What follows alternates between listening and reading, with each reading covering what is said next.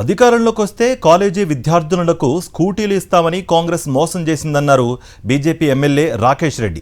కాంగ్రెస్ నేతల షోరూంలకు వెళ్లి స్కూటీలు ఎత్తుకెళ్లాలని విద్యార్థులకు పిలుపునిచ్చారు. ఉద్యోగాలు అడిగితే ఎండ్రిన్ తాగమంటున్నారు, రైతులు నీళ్లు అడిగితే రక్తం పారిస్తున్నాం అంటున్నారని ఆగ్రహం వ్యక్తం చేస్తున్నారు. నలుగురు అన్నదమ్ములు కలిసి రాష్ట్రాన్ని 4 దిక్కులా పంచుకుని అవినీతిమయం చేశారంటూ రేవంత్ రెడ్డిపై ఫైర్ అయ్యారు రాకేష్ రెడ్డి.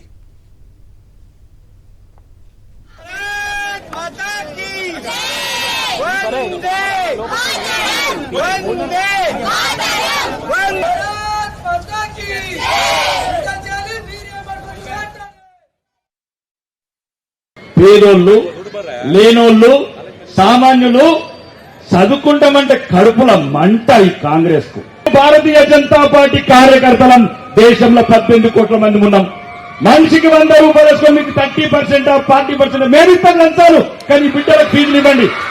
అమ్మ మీకు కూడా చెప్తున్నా, ఆ కాంగ్రెస్ చుట్టాలు షోరూమ్లు ఆడుంటారు, ఆ స్కూటీలు కొనవండి, ఆ స్కూటీ కొనవండి.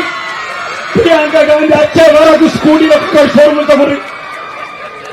స్కూటీలు ఇస్తున్నా ఓరు కాంగ్రెస్ షోరూమ్ ఆడగనమాట. రాకేష్ అన్న చెప్పిండు, ప్రియాంక గాంధీ చెప్పింది, తీసుకోవాలి. మేమున్నా ఉద్యోగాలు అడిగితే ఏంటి తాగమంటారా? ఏం సంకు నీళ్ళు అడుగుతారేమో రక్తం పారిస్తారా? తలకెక్కిందా రేవంత్ రెడ్డి అహంకారం? అవినీతి, అవినీతి. నలుగురు అన్నదమ్ములని, ఒకరు ఈస్ట్, ఒకరు వెస్ట్, ఒకరు సౌత్, నలుగురి 4 భాగాలు చేసి రాష్ట్రాన్ని పంచుతున్నావు. ఒక్కొక్కరు మంత్రి, 1000 కోట్ల అవినీతి. మరిన్ని అప్డేట్స్ కోసం ఛానల్ ను సబ్స్క్రైబ్ చేయండి. నోటిఫికేషన్స్ కోసం బెల్ ఐకాన్ పై క్లిక్ చేయండి.